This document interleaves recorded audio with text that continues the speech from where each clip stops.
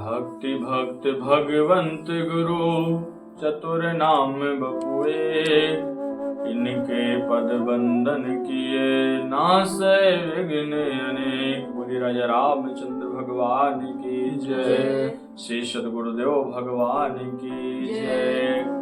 कार्तिक मास शुक्ल पक्ष की एकादशी जो कि इस बार 12 तारीख को है, उसी दिन तुलसी जी का विवाह भगवान शालिग्राम जी से करवाया जाता है।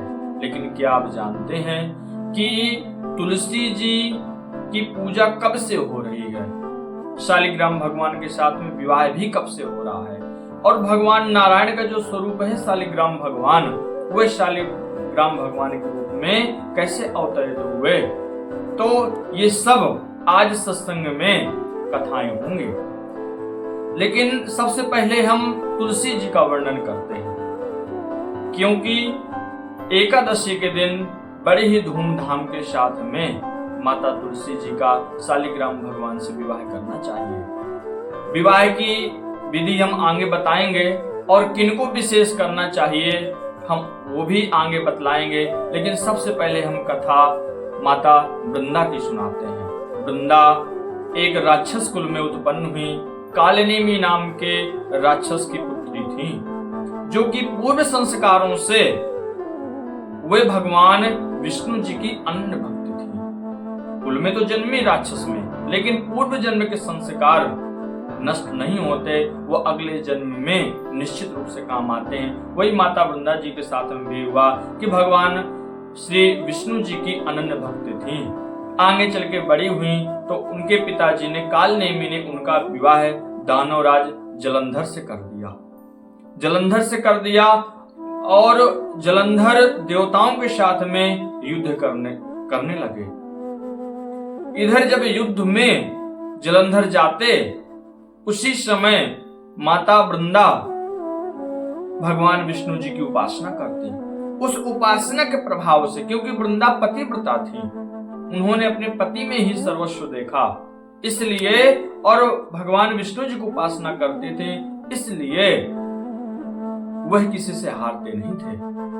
दानवराज जलंधर, एक बार देवताओं में और दानवों में युद्ध हुआ। उस युद्ध में जलंधर ने भीषण युद्ध किया, बहुत युद्ध किया और देवताओं को परेशानी होने लगी। तब देवता और भगवान शंकर जी ने जाकर के भगवान विष्णु जी से कहा कि आपकी जो भक्त वृंदा है, उसके पति बहुत ही तांडव मचा रहे हैं, आप कृपा करके उसका पातिव्रत धर्म नष्ट कीजिए, क्योंकि उसी के प्रभाव से वह जलंधर इतना अत्याचार कर रहा है, नहीं तो फिर प्रकृति में बड़ा उद्दंड हो जाएगा।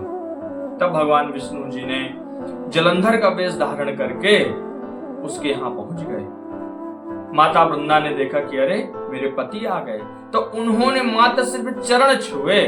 ऐसा नहीं कि कोई ठाकुर जी ने कुछ उसके साथ कुछ गलत किया हो, मात्र वृंदा ने चरण छुए।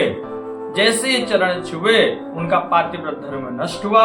इधर देवताओं ने जलंधर को मार दिया। जब यह बात वृंदा को पता चली तो वृंदा बहुत ही क्रोधित हो गई और इसका कारण उन्होंने उनको समझा, भगवान को समझा, क्योंकि जो भेष धर के आए थे वो ये भी नहीं वृंदा जान पाई थी कि भगवान ही हैं, वो ये नहीं जान पाई थी। उन्हें लगा कि पता नहीं ये कौन है। तब उन्होंने उसको श्राप दे दिया कि तुम पत्थर हो। जब वह पत्थर, ये श्राप लगते ही भगवान पत्थर के हो गए। जब वृंदा को बतलाया गया कि अरे तुमने तो भगवान को श्राप दे दिया, लक्ष्मी जी ने आकर के कहा कि तुमने तो भगवान को श्राप दे दिया, ये पालन करने वाले हैं सृष्टि का, ये तो बहुत गड़बड़ काम हो जाएगा। तब वृंदा जी ने श्राप वापस लिया। वापस लेकर के उन्होंने पति के साथ में सती हो गई। जब सती हुई तो जल करके जब राख हो गई, तो उसी राख से एक सुंदर पौधा निकला। भगवान विष्णु जी ने जब देखा कि वह पौधा निकला, तो भगवान ने उसको तुलसी का नाम दिया और उस दिन से कहा कि मेरा जो श्रापित स्वरूप है, शालिग्राम स्वरूप कहलाया, शालिग्राम स्वरूप है, उसमें बिना तुलसी के पूजा नहीं होगी। और जो भक्त, जो वैष्णव तुलसी के साथ में मेरी पूजा करेगा वह साक्षात मेरी पूजा करेगा।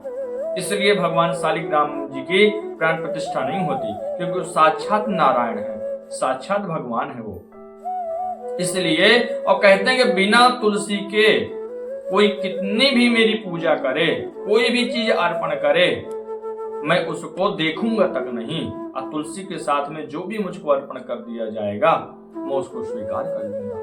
तभी से जो माता वृंदा थी तुलसी जी के रूप में पूजने लगी और ठाकुर जी के पास हमेशा रहने लगी।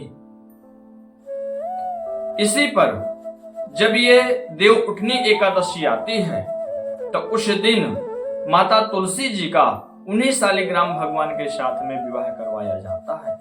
यह विवाह उनको विशेष करना चाहिए जिनके पुत्री नहीं है, उनको जीवन में जरूर से जरूर करना चाहिए, क्योंकि ऐसा जो व्यक्ति करता है वह कभी नरकों में नहीं जाता, क्योंकि वह साक्षात भगवान को समर्पित कर रहा है, ठाकुर जी की ही शादी कर रहा है। अब कैसे करना है इसकी भी विधि बड़े ध्यान से सुनिए। तुलसी जी का जो गमला होता है उसमें ठाकुर जी को पधरा करके 7 बार परिक्रमा लगाएं और पुष्प से, सिंदूर से, चंदन से और धूप दीप इत्यादि से चुनरी चढ़ा करके तुलसी जी के साथ में उनकी पूजा विधि, जैसे आप अपनी कन्या का पूजन करते हैं, अपने कन्या का विवाह करते हैं, उसी तरह से तुलसी जी का और शालिग्राम भगवान का विवाह करवाएं। किस दिन? 12 तारीख को एकादशी के दिन, देव प्रबोधनी एकादशी या देव उठनी एकादशी के दिन। यह बड़े ही सौभाग्य का विषय होता है यदि कोई कर पाता है, और करना चाहिए। विशेषकर जिसकी कोई पुत्री नहीं है वह बहुत ही अच्छे फल और कभी नरकों का दर्शन नहीं करता। जो प्राणी ऐसा करता है, जो यथाशक्ति हो सके तो कन्यादान स्वरूप में वह ब्राह्मणों को दान दे, संतों को दान दे और ठाकुर जी की खूब सेवा करे। तो ये कथा थी माता वृंदा की, माता तुलसी जी की और भगवान शालिग्राम भगवान की, जो हमने आप लोगों को श्रवण कराई। बोले राजा रामचंद्र भगवान की जय।